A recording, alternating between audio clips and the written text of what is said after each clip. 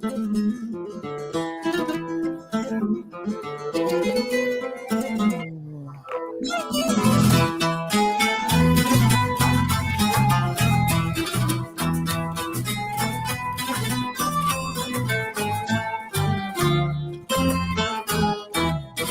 el rey Nimrod al campo salía, miraba en el cielo y en la estrella, y una luz santa en la ayudaría, que había de nacer Abraham vino.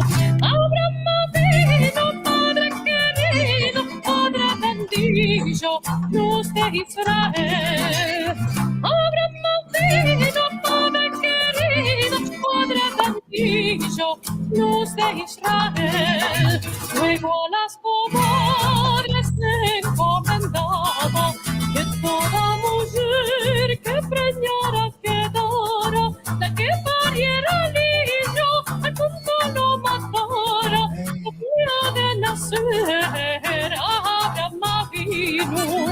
Abraham vino, Padre querido, Padre bendito, luz de Israel. Abraham vino, Padre querido, Padre bendito, luz de Israel.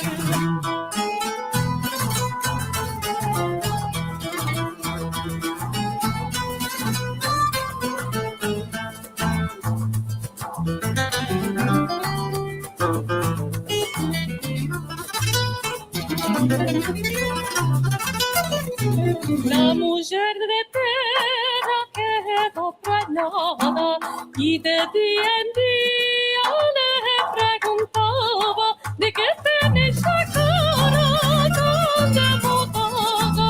Ella ya sabía bien que tenía. Abraham vino, Padre querido, Padre bendito, luz de Israel. Abraham vino, Padre querido, Padre bendito, luz de Israel. El fin de 9 meses va a ir venía, iba caminando por campos y vidas, a su marido tal, ni le descubría, como una mejora allí no pariría. Abraham vino, Padre querido, Padre bendito, luz de Israel. Abraham vino, Padre querido, Padre bendito, luz de Israel. Luz de Israel. Abraham vino, luz de Israel.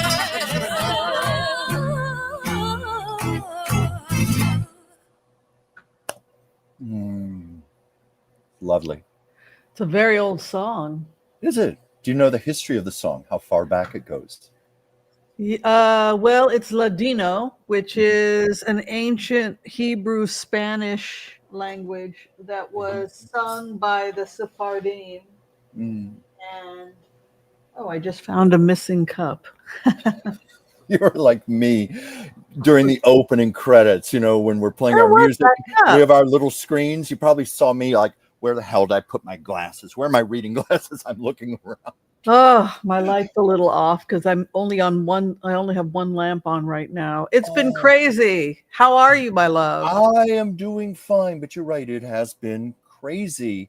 You and I both said on the Tuesday show that Thursday was going to be a light show. We were going to talk about fun topics today. Well, I think that's out the window, isn't it? It's going to be a very serious show.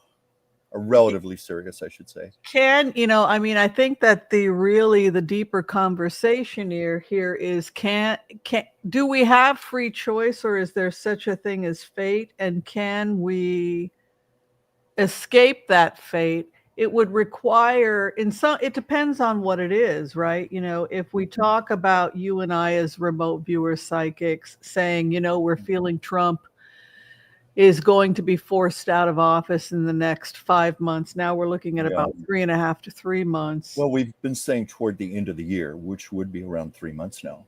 Right. 3.5 months. So I know that you've been picking stuff up. I've been picking stuff up that it's looking like I don't know if he'll be back for 2026. No, I don't think so. I think it's highly unlikely.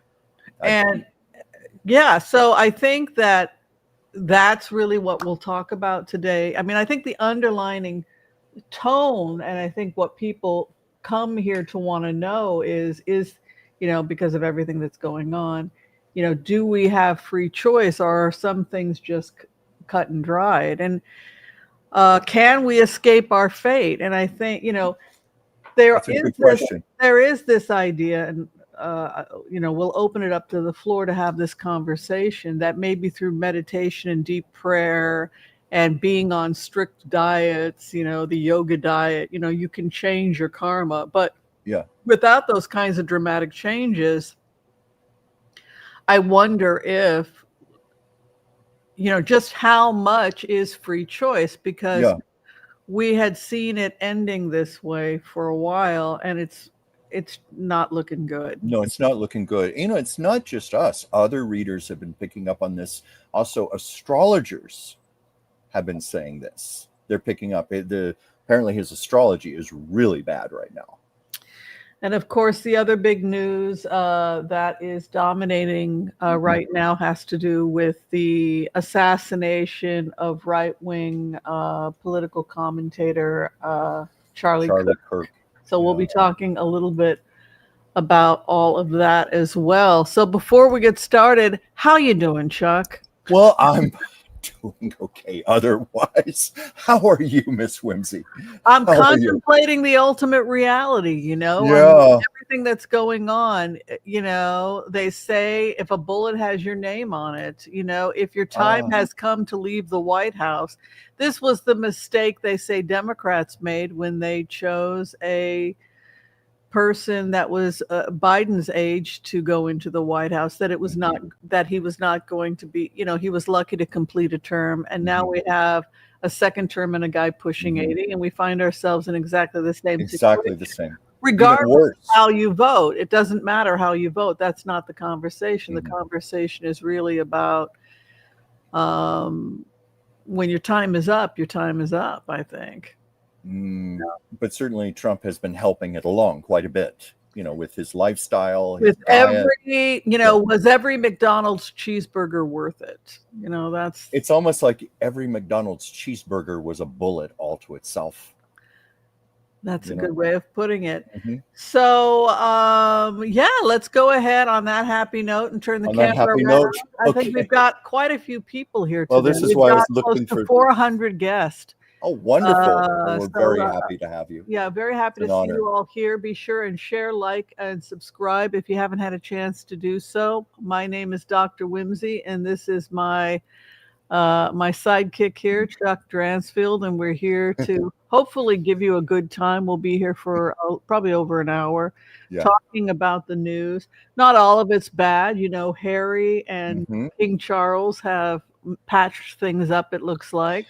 I said that to you before the show. Thank goodness we have at least one happy story today. We have one happy story today, and it looks like he could be going back to work. We'll talk a little bit about that, but the inside rumor is that they want him back at work. Him and Meghan back. Really? That I did not hear. I didn't see that on the news. Yeah. That would be something. Yeah. Well, who's all here, Chuck? Let's see who's here. This is why I was looking for my reading glasses. Hopefully you can see now. Well, I have multifocal contact lenses, and sometimes I can't transition quick enough, so I just put these on. There, I can see. We have our wonderful Joel Tilson here, of course, our great floor director, intuitive Kathy. Hey, Heather, with some hearts at the end of her name. Let's see here. We have Renee. We have Diana. We have Joanna. Hi, Joanna, my friend. Craig. We have Michelle. We have Judy Jamerson. We have Chris Cool. Anita K. Wendy Burt, the wonderful. Hi, Wendy. Good to see you here. Major fabulous hat. Ingrid H. Paperback writer. Hey there. Susan. We have Geo Cosmic Valentine. Denise Chang. Anthony Rizzo, the barber. Trying not to read names the second time here. Candy the Brave, Amy, Tommy, Well, Joanne Frank. Well, it sounds like we have a lot of people. We could be here all day, but we Oh, wanted yeah. to just give a shout out to everybody. We got a lot of news to cover. Of course, also before I would be remiss if I didn't mention the other remote views, which was that when we followed the energy with Putin, that it was likely that NATO would march on Moscow. And every day that passes with Putin in power, NATO gets closer to marching on Moscow. And so, unfortunately, our floor director give a warm welcome to Joel Tilson. That's one of the things that he was mentioning, is that 40,000 Polish troops, of course, Poland being part of NATO, are now on Belarus border with no fly zone, only Polish or NATO allowed to fly inside Polish airspace. So again, it's not looking good. If you're looking at, oh God, I mean, I keep going back to this idea of fate versus free will as we march towards Moscow. That seems to be an ongoing theme, fate versus free will, like what we were talking about at the beginning of the show. And karma, which is something that is coming up in our book of the month club. Of course, for those of you who, I think I've got this backwards. For those of you who don't know, we have a book of the month club. And I have mine on my iPad. Once Kindle. a month, we choose a book from an independent writer. We are, of course, looking for unknown writers. So if you've written a book that you think we would like, please send it to us. But it's maybe next time around, A Tale of Love, Karma, and Reincarnation. Boy, is this not appropriate for this month when everybody is like, you know how many emails and comments I get from people like, people are really having an existential crisis about this because everything happened exactly. And it's not something I'm taking joy in as a remote viewer. In a way, it's kind of making me depressed because I'm wondering, are we just automatons that we get wound up and we just go and we can't, it's like, you see the direction someone's headed in, you say in 5 years, this person's going to be here, this person's going to be there. And you can't help but wonder, are we all just marching towards our own self-destruction if we don't do some serious work on ourselves? Well, I think that's the key word you said, unless we do some serious work on ourselves, because I like to still believe we are co-creators with the universe. Like we were talking about Donald Trump. What if he were to have changed his diet by some miracle? What if he were exercising?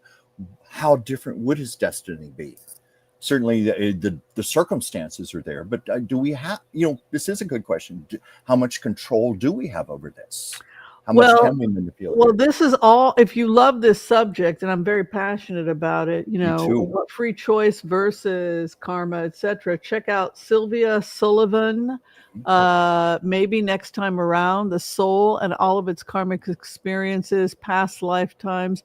And we may also be living multiple lifetimes, as there may be an aspect of you that's a beautiful little French girl, ooh la la, or another part of you that's living in Italy or India or whatever. And it's this idea that the soul is massive, that the soul is huge, and it can exist in different forms simultaneously in other bodies, in other places. And that's the whole idea of soulmates, soul connections, twin souls, etc. Sure. There are even theories that we reincarnate within the same lifetime. Oh, yes. That's another thing that's come up, is the fact that the universe likes to recycle and doesn't like to waste energy. And so as we live longer and longer and longer lives, we are starting to experience reincarnation inside the same body. And this is something that we're seeing in people who live 60, 70, 80 years. My grandmother died at the age of 27. She had one incarnation. She had 4 children, and then she died of influenza in like 1920 or whatever, before antibiotics. So it wasn't unusual for a woman to die at 27 after having 4 or 5 kids, married at 15 or 16 or whatever. Go to an old cemetery and you see people who died in their 30s commonly. Yeah. Rarely live past their 40s. So you know, by the time the average person has hit the age of 30, 35, they're already on their second incarnation. Right, right. I'm even thinking of stories of people who have had an injury. They've been in a coma and they awaken and they're a totally different personality. They have a whole different outlook on life. And there are theories that maybe their souls swapped during Yeah, that there can be period. That could have walk-ins. been a reincarnation. Yes, walk-ins. There can be Yeah, walk-ins, but there's also when we were supposed to die, but the body survives because of miraculous yeah. surgeries or whatnots. And so, well, now you're going to start the next incarnation. So the person comes back after the near-death experience and says, oh no, I died. And now I have a different karmic purpose. So they'll change their career, they'll change their Yeah. marriage, their life, etc., or they'll go on to create a whole new family, a whole new whatever. Mhm. And so when you think about your lives, I know you've lived a few lives. You've been an actor, you've been a physician's assistant. Like when you look at all your lives, how many incarnations do you think you've had in your current body? I have often thought about that because I think of periods of my life that have no resemblance to any other parts of my life. And I think I've counted at least 7 incidences like that where I've at least pondered and questioned it if those could have been reincarnations. How about yourself, Whimsy? Well, I'm thinking about 4 years ago, 3.5 years ago, when you were approached to do the show, Yeah. and you know, also health challenges you've had when I've known you.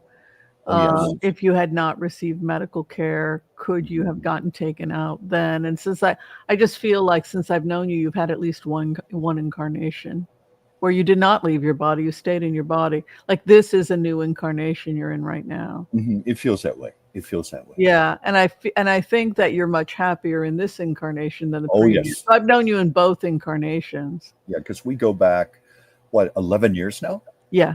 Mhm. Yeah. And Which is horrifying for me to think about that it's, oh my God, it's been 11 years. it has. But, you know, Since I was 51 and I'm 62 now. yeah. Well, I just had a 65th birthday, July 8th, you know, which I Oh can't my believe. God. But I don't feel it. I don't live it. It truly, I mean, it is just a number. I know that's Yeah. cliche to say, And but you it is think just a about number. how many times you would have died if it weren't for modern medicine or car accidents if it hadn't Sure. been for seat belts. And those are also experiences we walk away from and Yeah. think, wow, I can Wow. think of 1 or 2 times I might have died in childhood. Like I'm deadly allergic to bees. If I hadn't gotten the medication for the bee sting, that would have been it for little Whimsy, dead at 9 or whatever. Yeah. I can remember back in my 20s, I almost had a head-on collision. I mean, we missed each other by a few feet. A car going probably 100 miles an hour just shot out across from me, and there was no time to brake or anything. And by the grace of God, I survived that. But it was so bad, I had to pull over to the side of the road, and I was like shaking, realizing how close I came to death. Yeah, and then you wonder if that was a real incarnation, like if that was the moment at which you should have died, and then something happens Yeah. because of whatever. If you walk away from that changed, and now you begin that the old way is gone and a new path begins forward for you. And just something that we can all think about as we go into our new book of the month. And of course, Sylvia, she'll be with us next week to talk about It's it. next week? Yeah, next week. Okay. It's I'll be ready. is it next week? It's the I ninth. thought you had said when on the Tuesday show you said in 2 weeks, but Okay, so I can be ready for next week. Never mind. Yeah, but wouldn't that be 1 week now? Well, Oh, well, no. the Tuesday show was 2 days ago. Oh, Tuesday. And you said 2 So weeks. hold on. Was it the 19th? I'm sorry. I'm confused. I want to give people accurate information because I know there's a lot of people that are with our I look at it this way. I will be ready. 23rd. She's going to be here on the 23rd. Okay, because I'd be ready for next week if need be. But which is Rosh Hashanah, by the way. It's the Jewish Yeah. New Year. So I think Oh. that's the perfect time for her to be Perfect. here would be Jewish New Year's. Yeah, so that will be Tuesday, Rosh Hashanah. The 23rd, we'll have Sylvia here to talk about it. But what was I had a statement I wanted to make about that and incarnations. What was it? It was important. Oh gosh. Oh yeah, just that everybody think about this before Sylvia gets here. How many incarnations do you think you're on right now in your current body? Has it only been one lifetime? Or because we used to get married at 12, 13 years old, Hmm. and we would die and our husband would die. People didn't live long, and well, there was no divorce. That's because we were dead after 10 years of marriage. Sure. 5, 10 years of marriage and you were dead. I remember when I was in high school, I read Gone with the Wind, not the movie, the actual book. And Right. that seemed to be an ongoing theme or subtext in the book, how back in the 1800s, people rarely lived past their 30s. Like Scarlett O'Hara's mother was only 32 when she died. Right. And when the book ended, when Rhett left Scarlett, Scarlett was around 30 years. And I always believed that to be the subtext that she was near the end of her life. That's Yes, what that's right. Margaret Mitchell was trying to say. Yeah. It brought an extra poignancy to the novel. Yeah, and Melanie dies in her 30s. Oh, yes, of course. Yeah. Or in her late 20s. Something like that. Yeah. Yeah, I think at 28 or something like that. Yeah, but it was a very She common died. She thing. died of like an Did she die in childbirth or influenza? I can't Well, she remember. was But I don't severely think she makes it to 30. she was severely weakened by childbirth, and then she got pregnant again, and it was too much for her, and she Yeah, died. They were a little vague on it, but that's yeah. how So she got married at what, 17, and she was out 10 years later. So, yeah. oh my God, yeah, something to think about. All right, well, let's just go right into it. First comment coming in from Joel Tilson: 40,000 Polish army troops now in Belarus. What are you thinking about this? What's your feeling? It feels like something inevitable. This is going to be. Can we stop this? Can we stop NATO from come on. I mean, like, I'm feeling like Yeah. it's just so. It feels inevitable. The We can't odds are stop it. now going 80-90% that we're going to wind up in a conflict with Russia, and we're going to be finding ourselves marching on Moscow. Mhm. This completely devastated Russian economy, this entire thing, don't you? Of course it has. Of course it has. The ruble is worth almost nothing right now. Ever since the launch of the Ukrainian war and all of the boycotts started, I mean, the Russian economy has gone down the toilet. Yeah, I don't think that they can come back from this, and I think that the sad part about all of this is that none of it had to happen. It was all so senseless. Senseless. Yeah. All right. The big thing that they had asked us to remote view. And yes. I know you've been doing some meditations on it, and I have been doing some meditation on it. Still at large, the person believed to have taken the life of a conservative commentator, Charlie Kirk. Any feelings about the shooter or anything that you're picking up? Well, I don't know. This was just an observation. I saw the actual uncensored video. I don't know how many people out there have seen it. It is floating around on the internet. Many people had their phones and they were recording it from different angles. And what struck me was the almost surgical precision, the way it just hit his carotid artery so precisely. And when I understand the gunman was about 200 yards away, and it was just after he finished his sentence, wow, it just hit him, and then his head went over and the blood started shooting out. Mm-hmm. And it looked to me like whoever did this was highly skilled and well trained. I'm not saying they're necessarily a professional, but it's obviously someone who knew what they were doing. Yeah, so when you do a profile on this person, what I think we're not picking, I don't know what you picked up, but I did not pick up that this was a Democrat. I didn't really go into it with the depth that you did as far as a remote viewing or anything like that, but that was just my initial observation. When I do a profile on this individual, the first thing is I'm not getting along with my family. I have possibly no relationship with my biological family. That's my first hit. The second is that I have a potential drug problem with amphetamines. You can see how skinny he is. So the first thing I felt was that I might be a meth addict. That's a good observation. That would certainly explain the personality. Right. So I have an addiction, and I am not in a good relationship with my family. Sorry about that. It looks like it. Hmm. Okay, we'll get that back. Um, A lot of anger, somebody wanting attention, obviously. yeah. The other thing I got was that I had been practicing shooting, but that I may not be a professional sniper. So I'm not a professional sniper, but I might have spent a lot of time target shooting. Yeah. I just wanted to address a comment here from Paperback Writer that was not no angry young teenager. This was one shot. No, not a meth addict. His hands would shake. I just wanted to address that because I have personally known meth addicts. Their hands don't necessarily shake. No, this Yeah. is somebody, when you do a profile on this individual, this is someone that has problems with their family, possible past Hmm. history of drug problems. He's extremely thin. Hmm. He's not talking to his family. He may have spent years practicing with rifles, years and years and years. He Hmm. shoots out in the open rather than in a concealed area, which is more what you would see with a trained sniper. Yeah.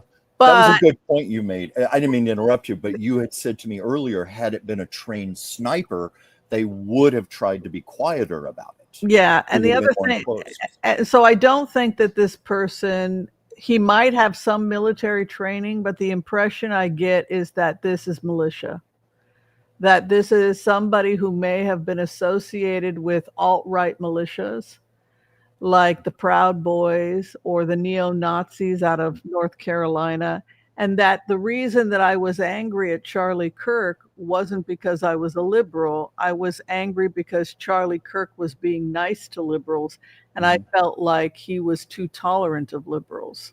Hmm. And so the reason I'm assassinating Charlie Kirk is because Charlie Kirk isn't conservative enough. Hmm. He's too damn liberal. He's too nice to the liberals. He's too nice to the Jews. He's too nice to Israel. And so the profile I got was that this was someone possibly associated with militias and possibly neo-Nazi militias, had trained to shoot. I didn't get that it was a mass conspiracy. I felt like this was an angry man who was infuriated with Charlie Kirk and felt that Kirk was a sellout. Hmm. That's why I was going to ask you Another if you. sellout to Israel. I was going to ask you if you felt this was more of a personal vendetta on him individually, I rather felt than being I part of a. felt like I was motivated as a Nazi. I felt more like I was an alt-right Nazi, and because Kirk's was pro-Israel, he had gone to Israel, even though he had also made some anti-Semitic statements. Kirk Hmm. had he had come out in support of Israel as a Christian, and that was the thing that infuriated me. Hmm. And that uh, and I did not think I was entirely rational, but I assassinated him because I felt he was too left for me. So I felt that Kirk was not a true conservative. And so the point is that when I did this profile, and he did not get along with his family, Hmm. he was ostracized from his family. The profile I got was that this was not a progressive liberal leftist. You know, the joke about leftists is that when we lose an election, we don't kill people. We grab a loose joint and we go into our yurt with our guitar for a couple of days and we just smoke weed and play Bob Dylan songs or whatever. So we're not people that spend hours and hours with militia training to use rifles. Hmm. Now, if I may, please, there's a comment because I saw the same thing today because there are different videos on the internet right now, different angles. And it was Mary Zool here said, I saw the video and saw the guy next to Kirk with a white cap and he was sending hand signals to somebody. If you see the video, you can see that man or guy sending hand signals like in baseball. I saw that like an hour or two ago myself for the first time. Whimsy, what do you think of that? Well, he could have been sending signals to other people that were part of the security, but it had nothing to do with the Yeah, shooter. I but it don't was think like it was just the moment before the shooting, though. But you still feel it could have just been coincidental. I think if anybody is trying to infiltrate the alt-right, it's the Nazis. They are, you have the conservatives and you have the liberals, and then you have the extreme left and you have the extreme right. And what the extreme right and extreme left have in common is they both hate the Jews. And everything is the fault of the Jews, and they want to kill all the Jews. This is what the extreme left, the progressive left and the right, everything is the fault of Israel and the Jews. So it's the one great thing that they have in common. And so here we have Kirk, who was a conservative, but he was a conservative who the only difference between him and the alt-right was that he came out in support of Israel. And when you go into a meditation and you think about the people that were supporting Trump, who feel that Trump sold out to the Jews, right? If you look at Charlotte, what happened in Charlotte with the marching, the Jews will not replace us. This is a Charlotte boy. This is a guy who was marching in Charlotte. Where is it? Charlotte, North Carolina, with the Nazis. Is that where it was? I think it was, or was it Charlottesville, Virginia? Charlotte. Jews will not replace us. Wherever that was. This is a good old boy. You can see the American flag and the gun. And you also see his physical positioning, how thin he is. Yeah. I feel like I also, the way he's hunched over, this guy, this is a Nazi. This is not a liberal. This is not some tofu brown rice liberal. That's not who this is. This is a Nazi. This is an alt-right Nazi marching with the Nazis, who's extremely infuriated that his conservative party is making deals with the Jews. That is how I felt as this person. And this son of a bitch, Kirk, is the problem. So it goes back to this idea. This is how I felt as a lot of people think that I'm talking as Whimsy. That's the problem when you do heart-centered. Exactly. But I would invite other people to mind meld with this guy. And why am I so angry? Gaze at his picture and go. And what you'll find is that this guy wants to kill Kirk because Kirk is too liberal. Not because he's a conservative, but because he's not conservative enough. Yeah. Well, we were talking before the show, because there's so much floating around on the internet, quotes allegedly attributed to Charlie Kirk, and you looked up a few of them with Grok just to see if they were authentic. But one of the things allegedly Charlie Kirk said was that he blamed quote unquote Jewish money for ruining American culture. Whether that's true or not, that he said that's being attributed to him on the internet right now. Yeah, he was pro-Israel, and the problem with the Christian Zionist, from my perspective as a liberal Jewish person, is that Israel started off as a liberal country, and then we started getting money from quote unquote Christian Zionist. And the Christian Zionist the goal of the Christian Zionist is to make Israel a messianic Christian, a messianic Jewish, meaning turn the Jews into Christians, conservative Christians. So the goal is to make Israel a conservative country of Christians. They want to convert all the Jews. There's no such thing as a free lunch, because if you don't become a Christian, you're going to burn in hell forever because you're a Jew. So it's an unholy alliance that Netanyahu has made with the Christian right. So then there's not, it's not like they won't want the Jewish people to just go and be happy Jewish people in Israel. No, there's an agenda here. And the agenda is join our side or you're going to burn in hell forever. Right. So there's a malevolence there. So when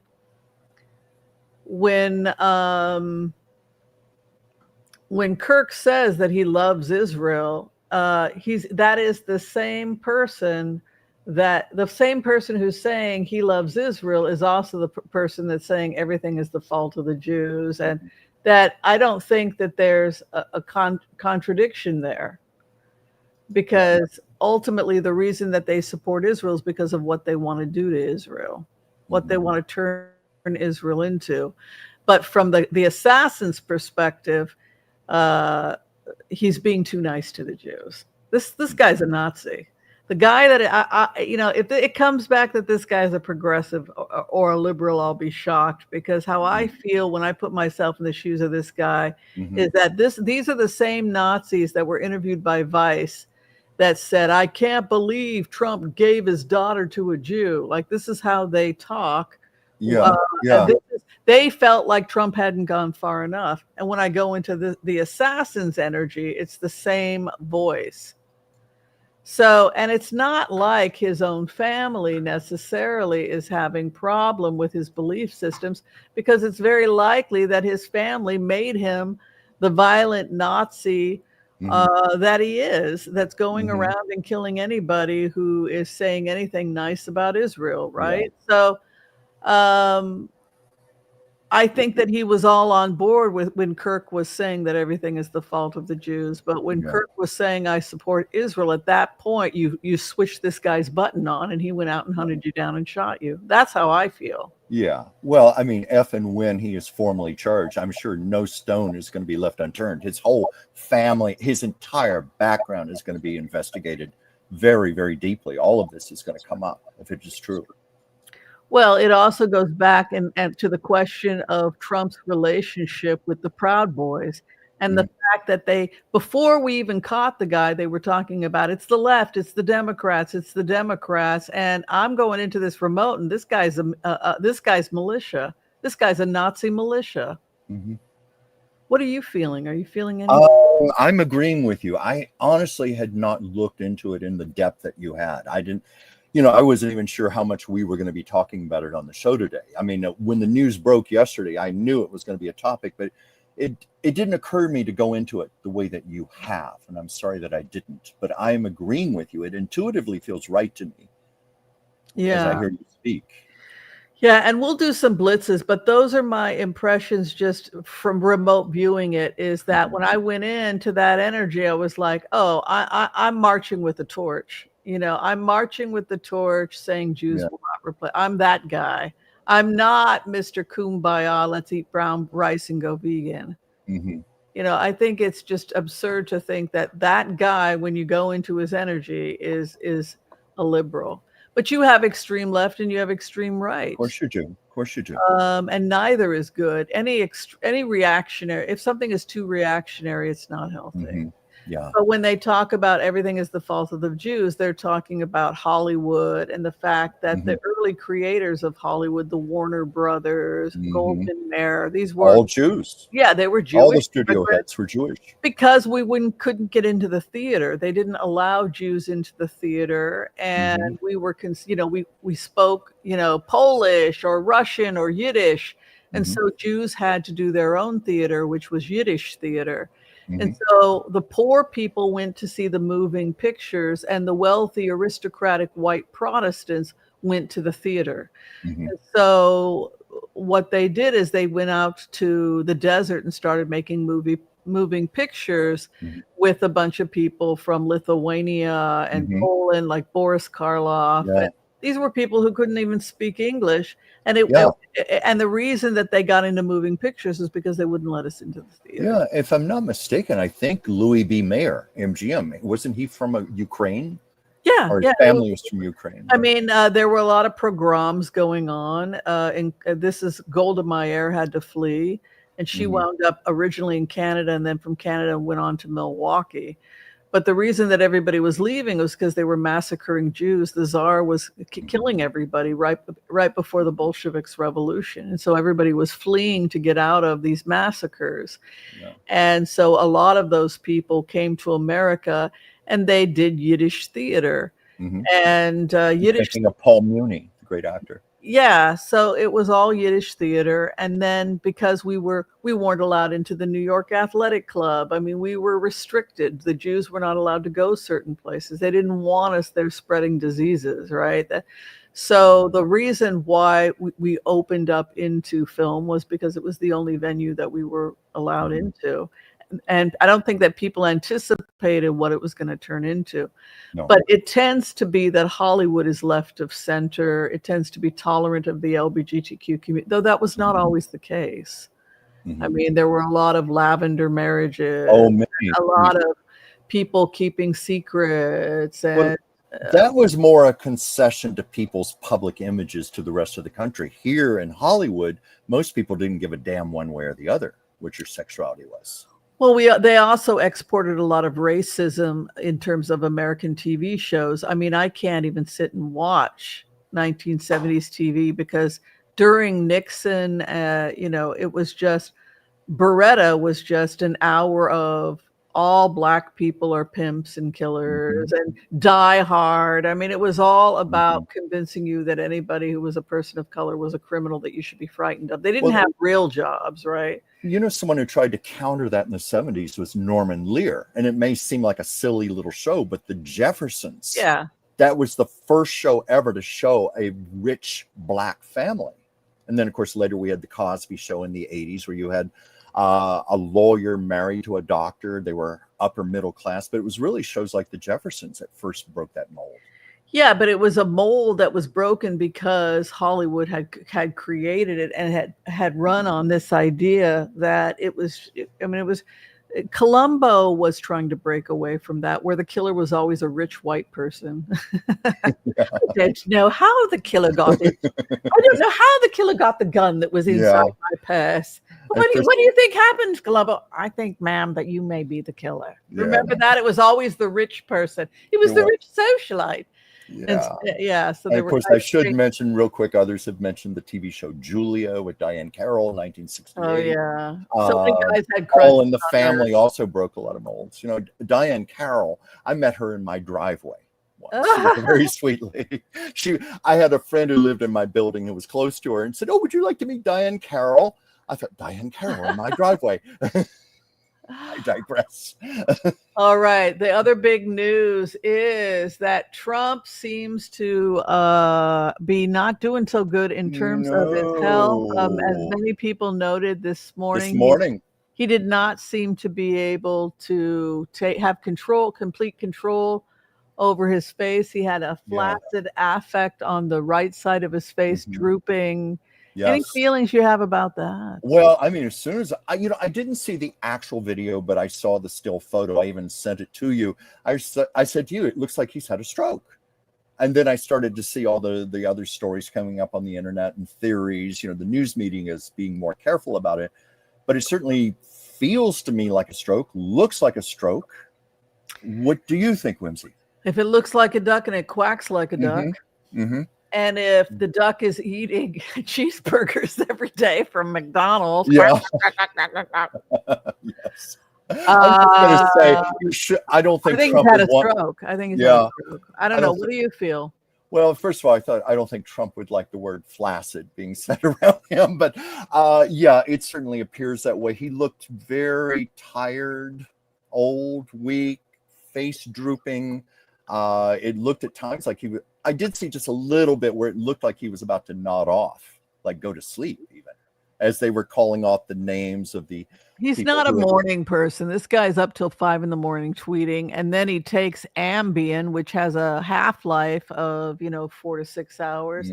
So he's got to be up at 9 a.m. So he's barely conscious, and he's coming down off the Ambien. Yeah, we have to take that into consideration also. That's a good point. But the fact that the right-sided face, that flaccid appearance, that if it's not a palsy, you can get a palsy from all kinds of things. You can get palsy from surgery. People get facelifts and it nicks the facial nerves. It can be viral.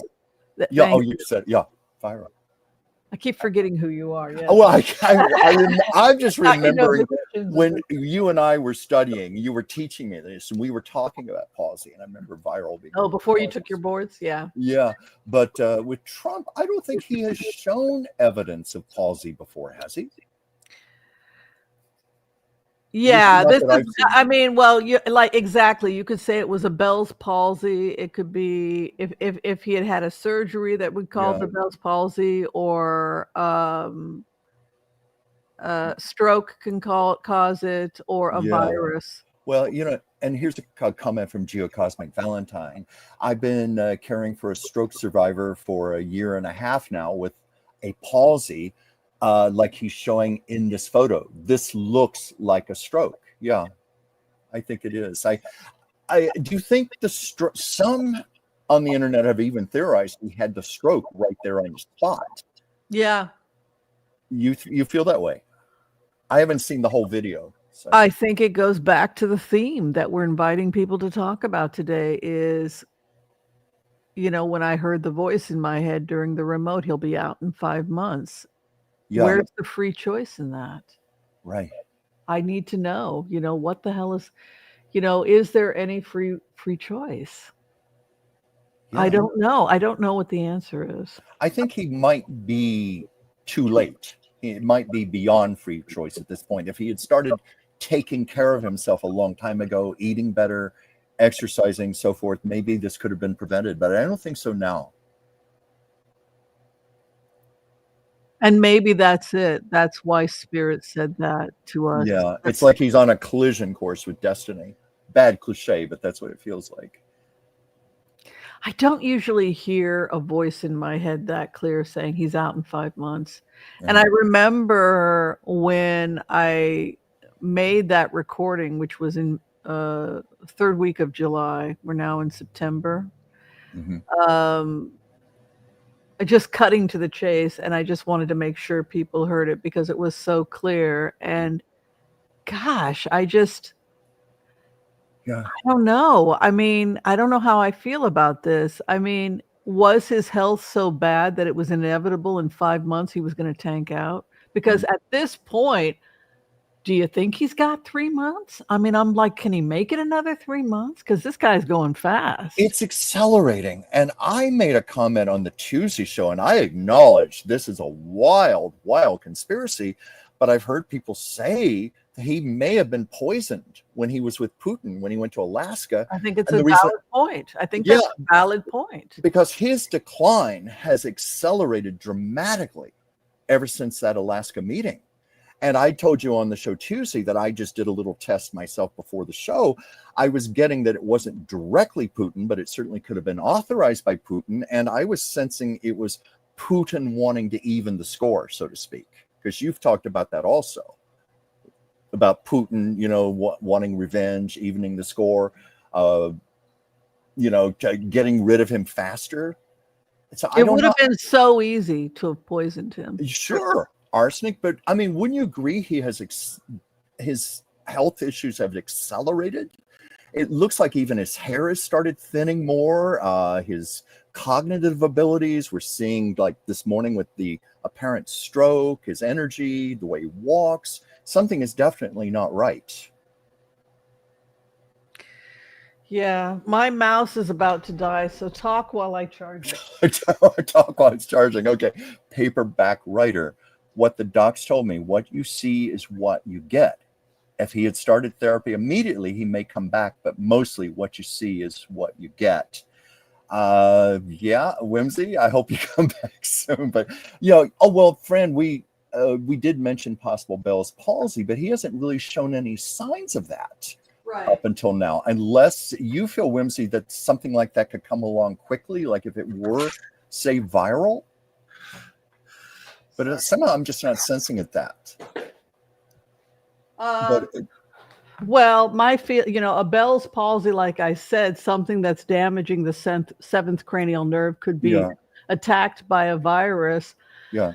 If it's a stroke that's affecting the left side of the brain, then you would get a flaccid effect. You would get that on the right side because the nerves cross. Yeah. I don't know, man. I mean, it's not looking too good, to be honest with you. But it goes back to if it looks like a duck, if it quacks like a duck, then it's probably, Yeah.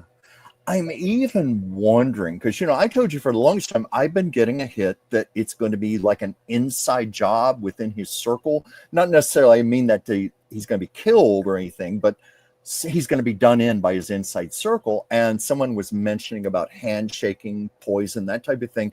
But I'm even thinking like his intravenous medications and things is there more being slipped to him other than medication? Like people are trying to hasten this?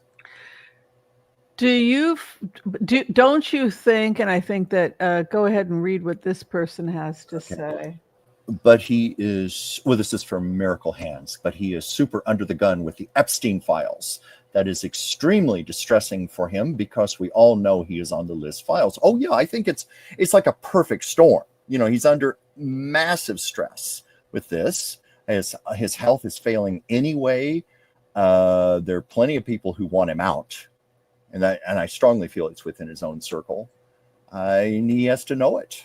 I think all of that collectively is bringing him down. He just looks like he has as president, he almost literally does have the weight of the world on him. Any president does, but you really see that.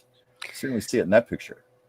But I think the real question is, can this person serve given his health right now? Can he continue to? I don't care whether you voted for this person or not. Let's have say you're in his cabinet, and say you voted for the guy. Mm-hmm. Try and put yourself in the shoes of the cabinet. Are you giving pedicures to JD Vance? Because I know I would be. Mm-hmm. Oh yeah, we've felt that for quite a while. JD is already being groomed for the office. He knows it's inevitable. Trump, I think, is just being treated more and more like someone who is obsolete, and let's throw him under the bus. Not unlike the way Trump has thrown people under the bus for decades. It's all coming back to him now. But I think there is that. I think Putin sees him that way, as just obsolete.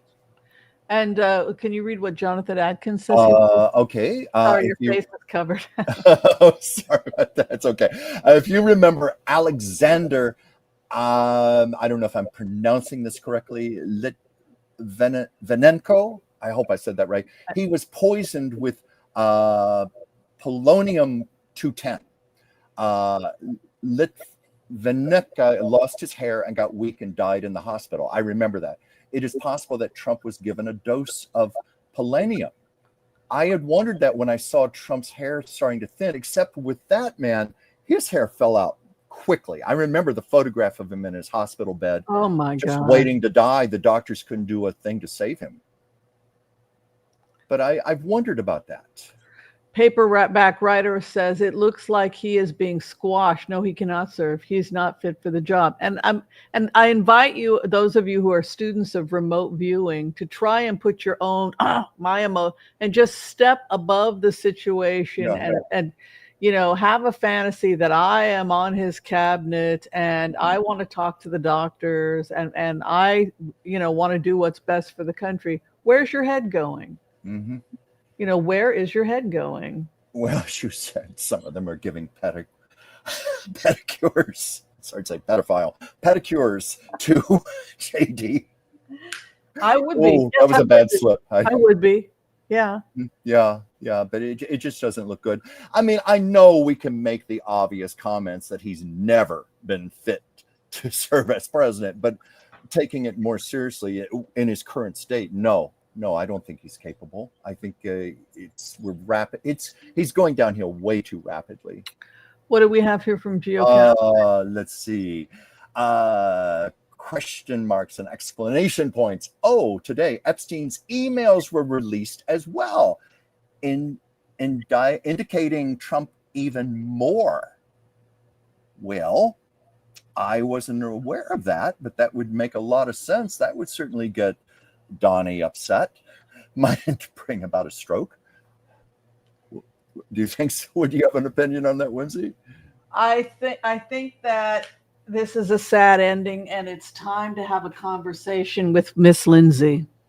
I think it's time for the Senate to have the conversation. I think they cannot continue. If I am the head of the Senate, if I am in this person's cabinet, we have to have a real conversation about the president's health, even though we may love the president. Look, it was over when he used his signature to look like pubic hair. And then the other thing I wanted to say about the picture that Trump had, that was not a woman that he drew a picture of. That was a child. Because if you go back to the picture that he drew, those were tiny breasts. I noticed that. So that made me think, Oh. is this person like, who did he draw a picture of? You know what I mean? So the Trump picture, one of the things, it wasn't just that he drew a picture. Let me see if I can find it for people. You know, adult men who are straight. I'm talking about straight men here.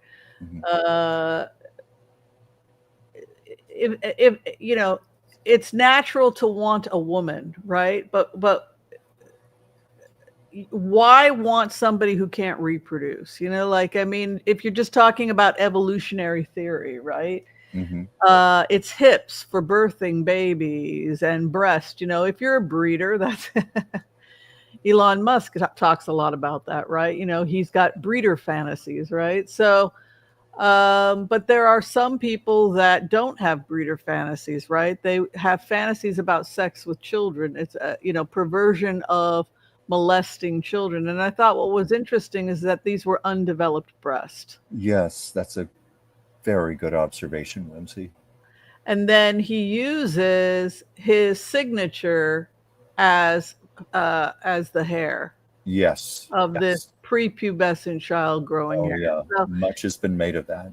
Yeah. So my question to you is, how bad's it going to get? How bad's it going to get before we get rid of this fruitcake? That's the question.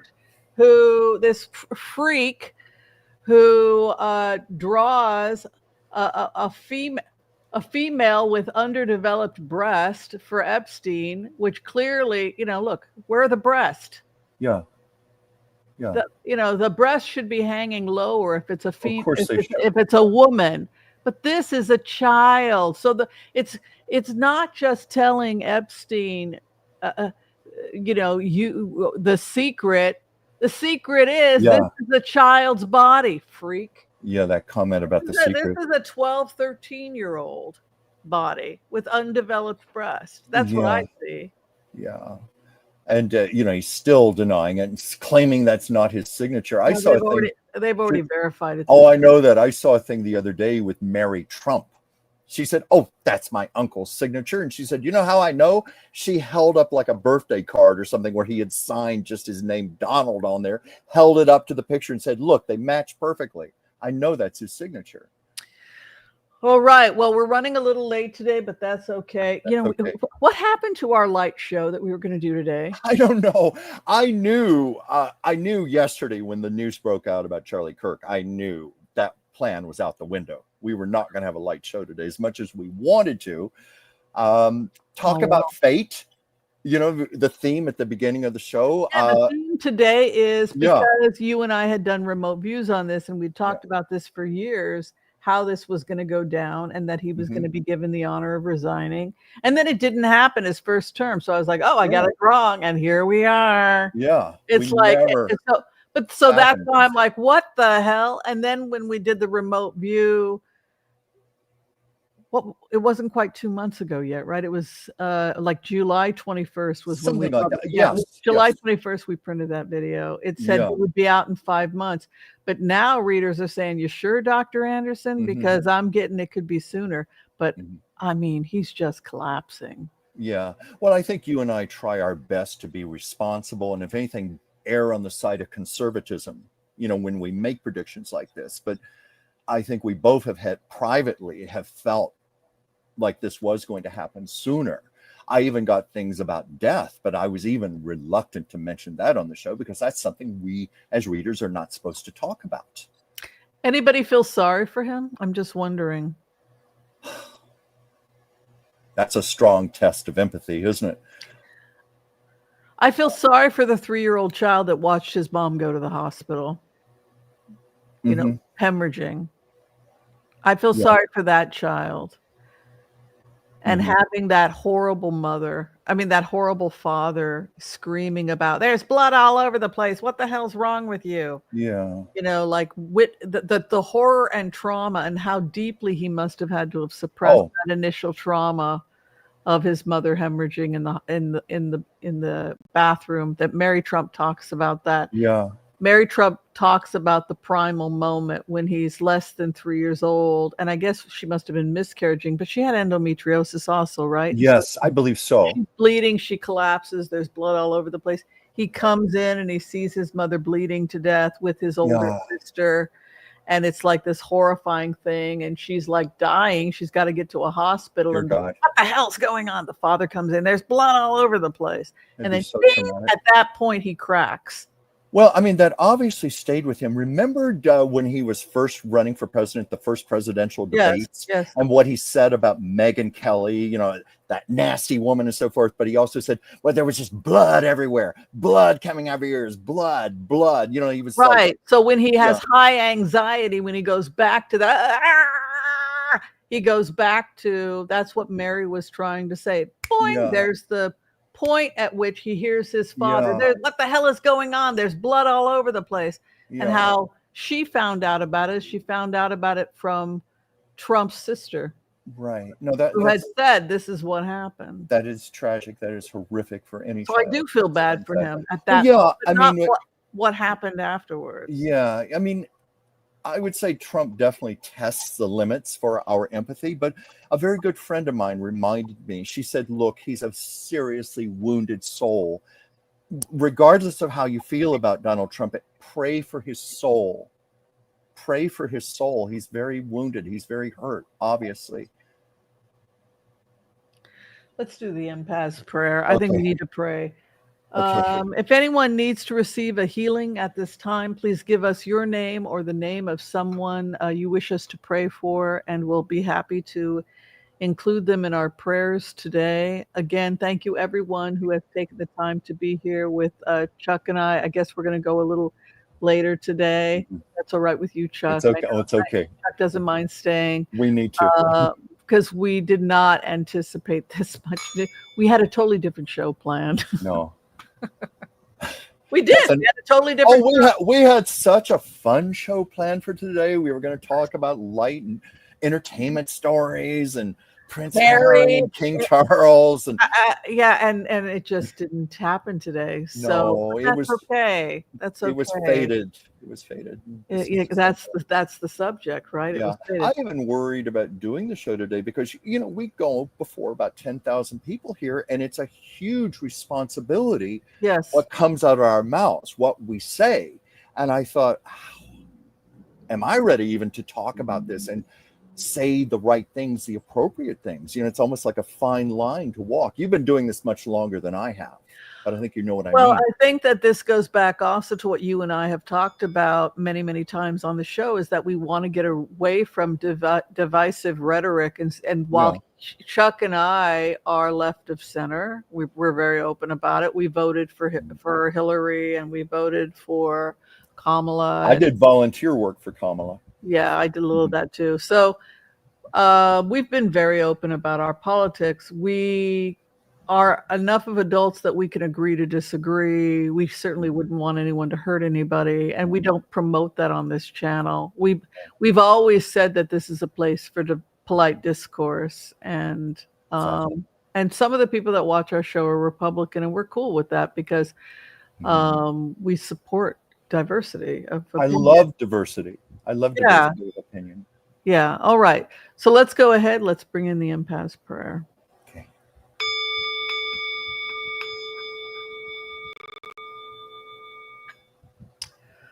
Okay.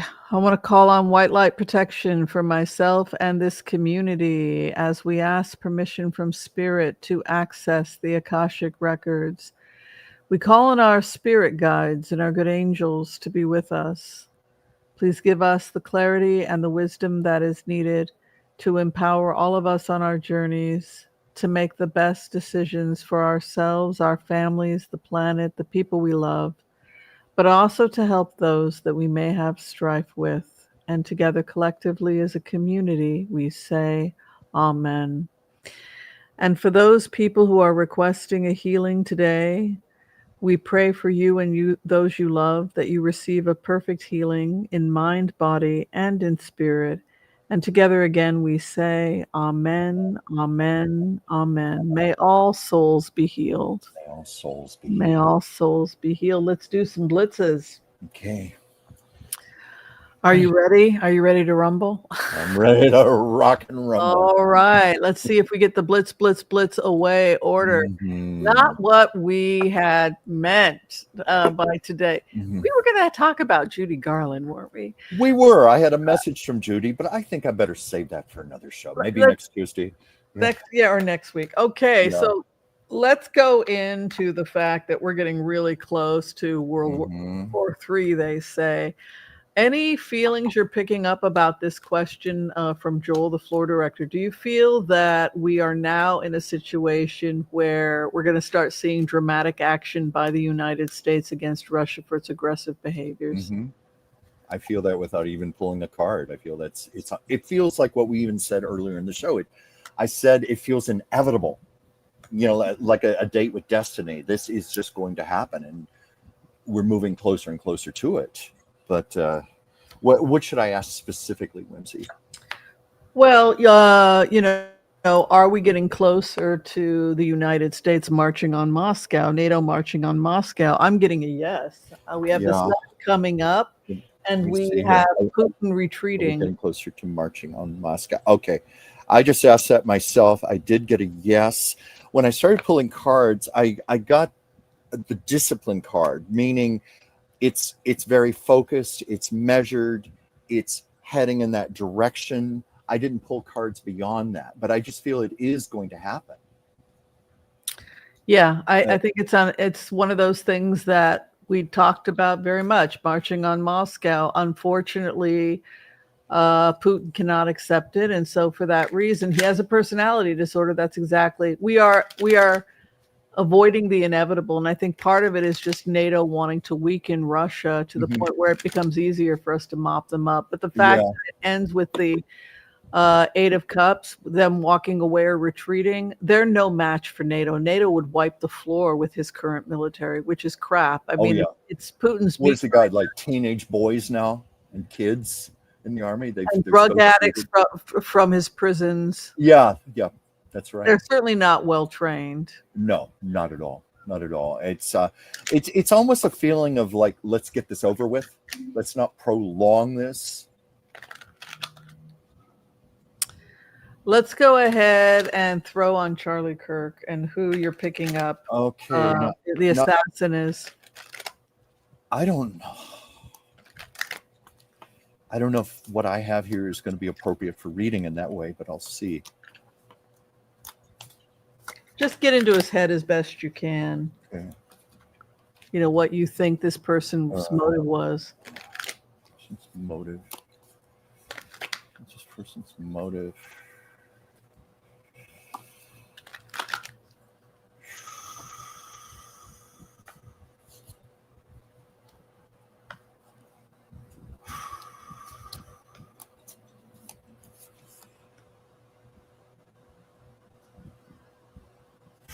I'm getting.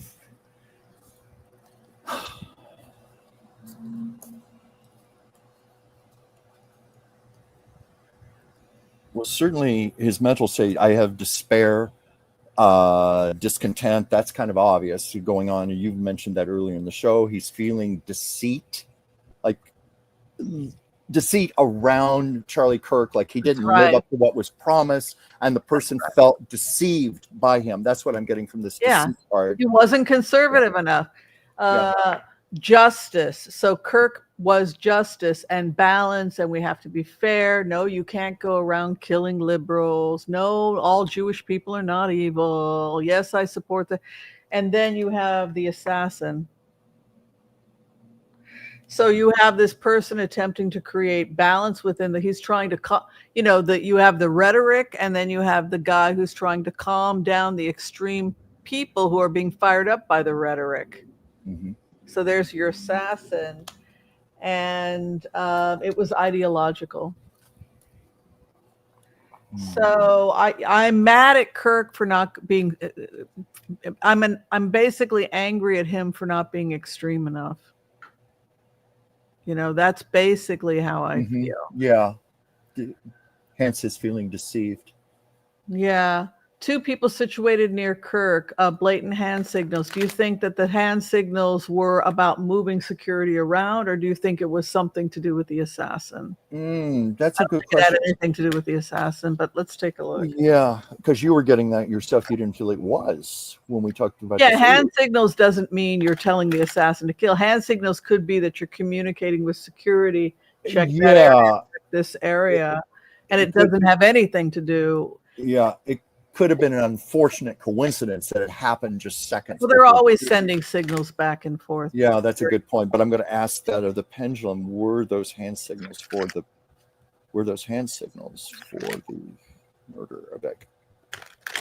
Okay, I kind of mumbling to myself there. I'm sorry, I should have said it more clearly. But were those hand signals signaling his murder? And I get a no on that.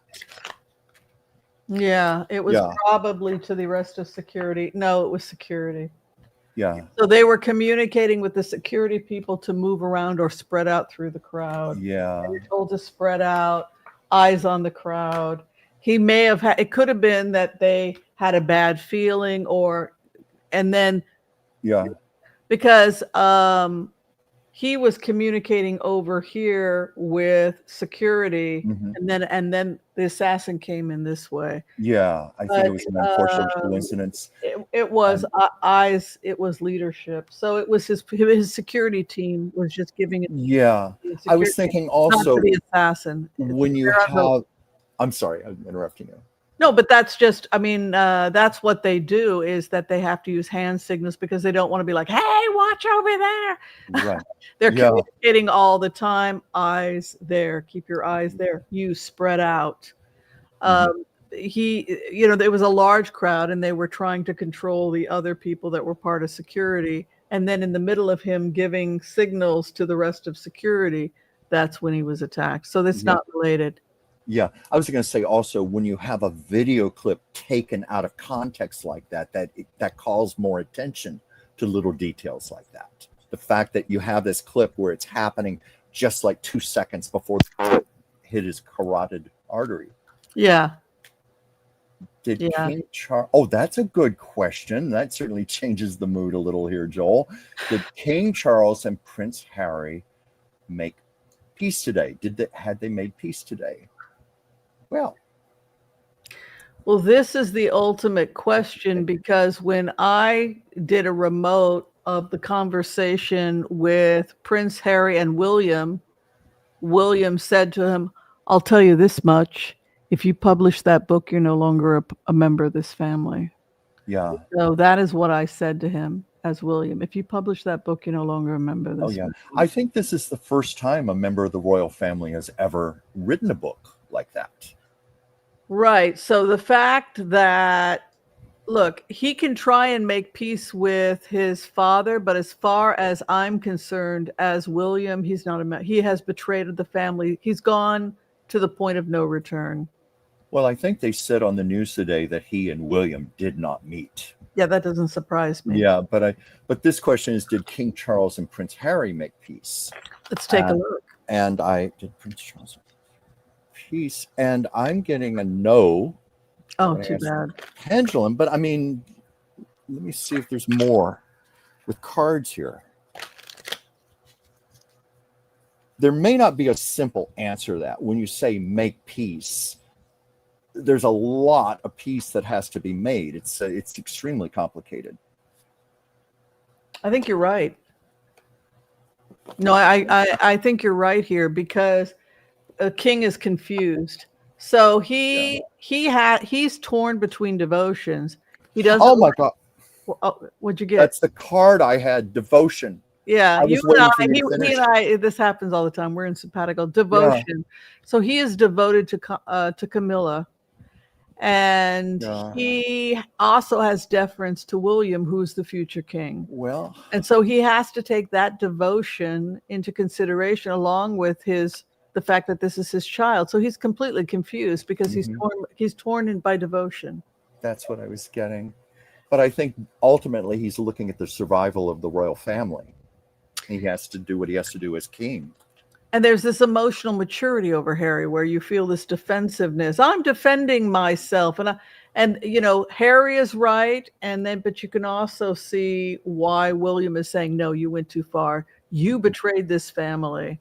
You spoke out against the family. This should have been settled. It was a private matter. You went to the public, you went to the press. You're no longer, as far as I'm concerned, a member of this family. And when I take power as the king, when our father is gone, I'm going to I'm going to erase you. You're not going to have a future in this family when I'm the king. That is how I feel as William. It's Then almost, you have kicked out of the church, whoa. the business of the firm. So no, he's out. So Yeah. you make nice with daddy. You do whatever you have to do, but you have no future in the royal family. When I take control of this situation, Yeah, you have no future here. I was just going to say it's not unlike King Charles and Prince Andrew. He's pretty much kicked Prince Andrew out as well, because of the Epstein involvement and so forth. But Andrew, the only reason he was still getting a lot of his royal favors was because the Queen was still alive. But Charles had even said during her lifetime that he was going to, quote unquote, streamline the royal family once he took charge. Yeah, but I because of how I felt as William, that you're absolutely not, if you publish that book, you're no longer a member of this family. The fact that I felt that way, and I felt so strongly about it, I can't imagine me as William going back on that. And It was a huge betrayal. Yeah, and when I become king, there's no place for you in this family. Yeah. So you can go ahead and make nice with our father, which is questionable at best with those cards. 7 of Cups, he doesn't know what to do because of the issue of devotion. I just don't see it happening, which goes into this comment by Joel Tilson,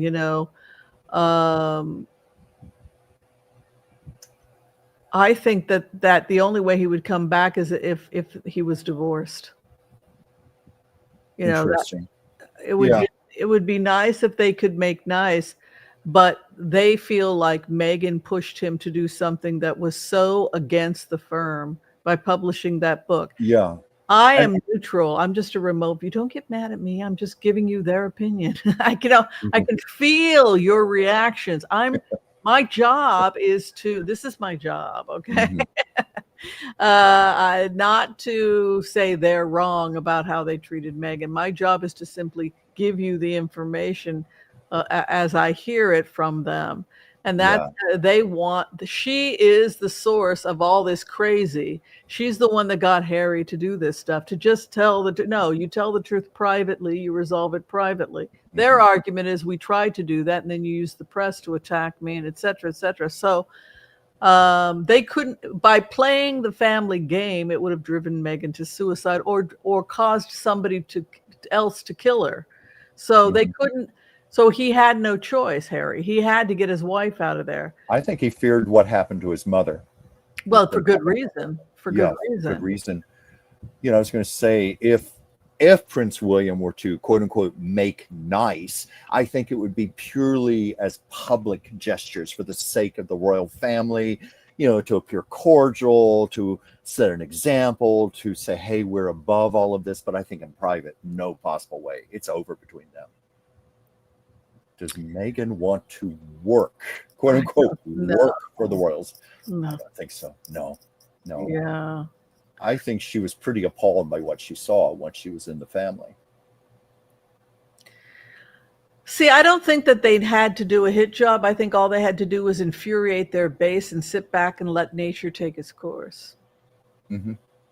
Steve Bannon didn't like Kirk. Steve Bannon is the mouthpiece for millions of other people that are marching in Charlotte or wherever that march was that happened.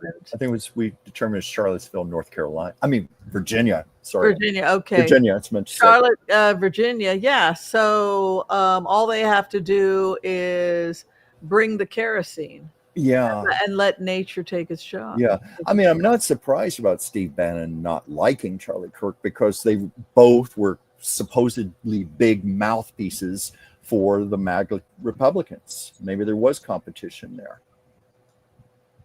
Yeah. Do you think people are worn out finally? Have they seen enough of the crazy Trump crap? Yeah. Yeah. As soon as I saw that statement, I thought, well, yeah, no shit. Yeah. I think everybody is exhausted from this. We've been hit over the head with a mallet since day one of his administration.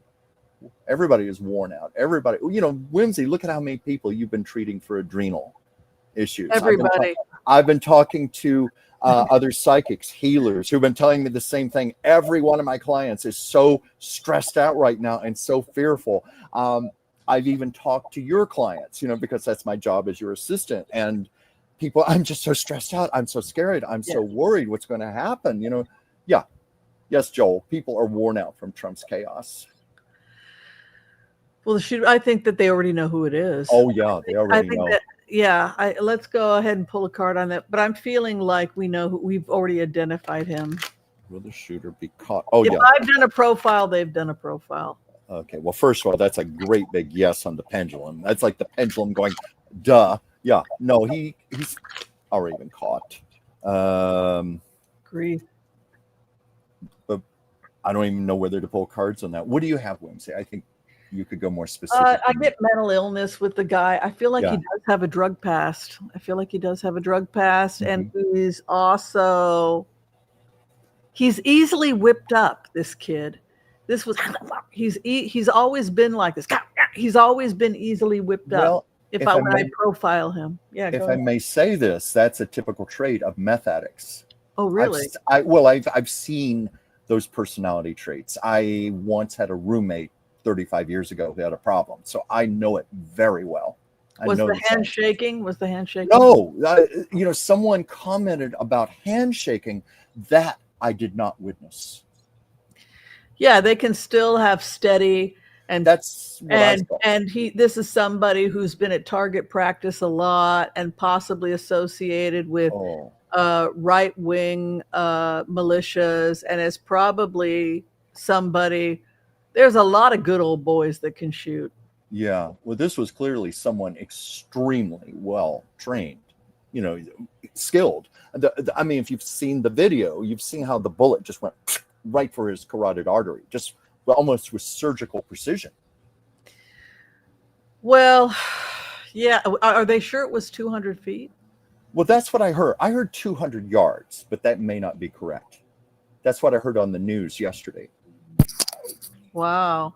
I was watching ABC News coverage. Yeah, let's see how this plays itself out, because there's a sharpshooter for the Marines, and that's his job. He's a sharpshooter, and he was asked to analyze it, and I watched his stuff last night, and he said, here is where he did a good job, but here is where I'm pretty sure he's not a professional sharpshooter, because he said that what we do is we go in cover and we go into areas where we know that we don't want the sound to be that loud, like you could hear the sound fully. He said that's an amateur that will do that. We'll go into areas where the sound will reverberate into, we'll look for cement or something like that, and we won't go into an area where the sound will be that loud. And he said it was a good shot, but it was not a perfect shot. Okay. It certainly looked perfect. Well, they would have gone to the temple. It went here. It was close, but he said usually they'll go here. Okay. The temple is the most vulnerable part of the skull. It's the thinnest area. Wasn't that where John Kennedy was shot, in the temple? Yeah, it's also where William got his injury. And it's associated with uncontrollable rage when you have lesions in that area. The left temporal area is associated with rage, according to the work of Daniel Amen.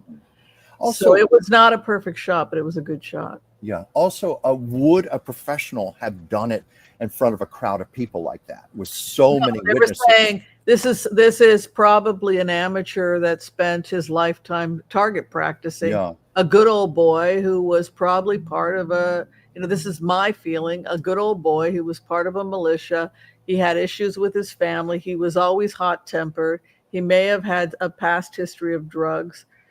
And he was extremely infuriated by Charlie Cook's wussy behavior, where he was trying to talk to these people. He didn't want to talk to the left. He didn't want to have conversations where we can agree to disagree, which was Charlie Kirk wanted to go out and talk to people who disagreed with him and have these conversations. But somebody like the sharpshooter, he didn't want to talk to the left. He wanted to kill the left. Yeah. You know, I have a feeling by the time we do our Tuesday show in a few days, we'll have a lot of these answers. And it'll be interesting to compare what we have come up with and what they find. Yeah. Will China and North Korea join Russia if NATO attacks? Well, I think North Korea has already joined, and China has pledged military aid. Isn't that correct? I'm not sure. God, let's take a look. Let's pull one or two cards. So, okay, the question is, will China and North Korea join Russia if NATO attacks Russia?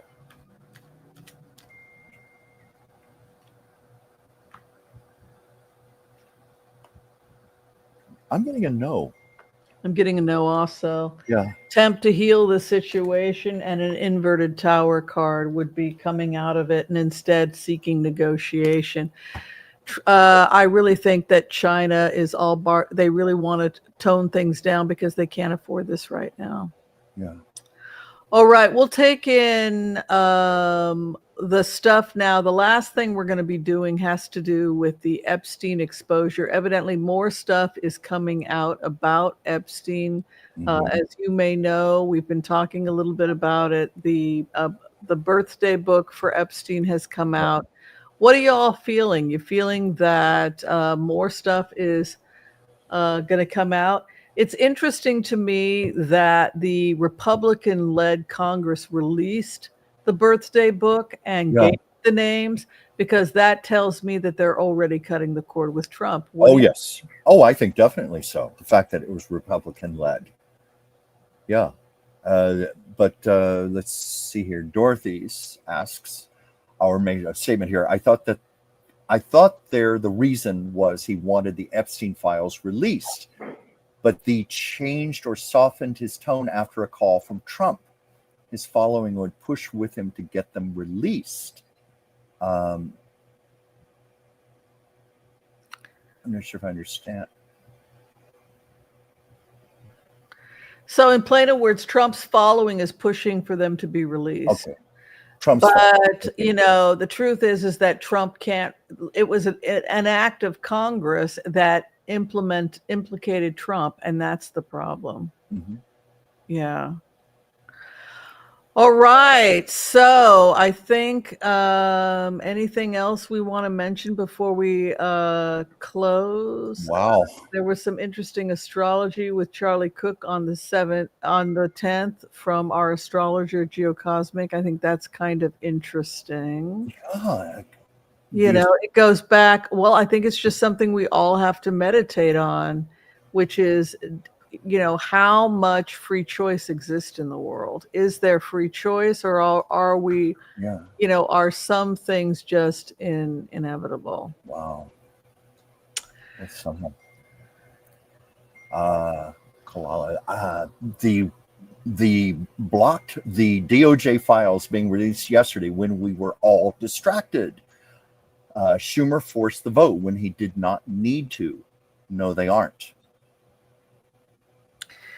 Yeah, let's just sit back and see what gets released. I mean, I think there's a whole plethora of material. You know, there's so much working against Trump right now. I mean, I said 5 months. Other people think it's going to be the end of September. I don't know how much more this guy can hold on. I mean, he's starting to show signs of a stroke. He's slurring words. It's accelerating. He's in serious legal trouble with this whole the war. I mean, can this guy handle World War III if that's the point it gets to? I just don't know. No, he couldn't handle it even under better circumstances. He's never been qualified to be president. But you know, when we have done a lot of our readings, we have been reading the energy of the moment, like back in July, the way it looked at that time. But we know that energy keeps changing. It morphs into other things. So now it could be a lot quicker. Yeah. We're just watching it accelerate. Yeah. So do you think it could be before the end of the year? I mean, we've been saying like December. I just, you know, the voice in my head said 5 months, and that would be 3.5 months from now. So I'm just going to sit back and watch because that little voice is usually right. But boy, what a ride. Yeah. Well, did you have fun, Chuck, today? Thank you for staying late. I knew you were going to ask me that. Did I have fun today? Well, I love doing the show with you, Whimsy, and I have fun, but today was a lot more serious. It was heavier, but I'm always glad to be here. And of course, if people want to reach you for a reading or a medical consult, how do they reach you? Well, it's my name, Dransfield Chuck. Just reverse my name, DransfieldChuck at gmail.com. I've been doing a lot of readings this month. It's my joy and my honor. And you're very good at it. Yeah. Thank you. Well, I love it. And I also do commission portraits for people. And I'm very good at looking at energy in people's eyes in a photograph while I'm working on the portrait. I almost always have messages to give you along with he does spirit painting, for people who've passed. And of course, you have your own show. You want to talk about your own channel? Yes, Chuck's Captivating Chat on Chuck's Captivating Chronicles, and I'm on there on Mondays, 5 p.m. Pacific, 8 p.m. Eastern. And of course, you can always catch me here at the Oracle of Whimsy. And if you need to see me for a private reading or a medical consultation, you can find all that information through Booksy. I book through Booksy. And I think that's all we have for you. We could stay the whole evening, but I know Chuck is hungry and I'm starving, so we're going to call it a night. All right, everyone, be kind to all so that all will be kind to you too. God bless. Peace out. We will see you all next time. Thank you, everyone. Thank you, everybody, and see you next time. Here. See you next really Tuesday. Appreciate your support. Thank you. Bye.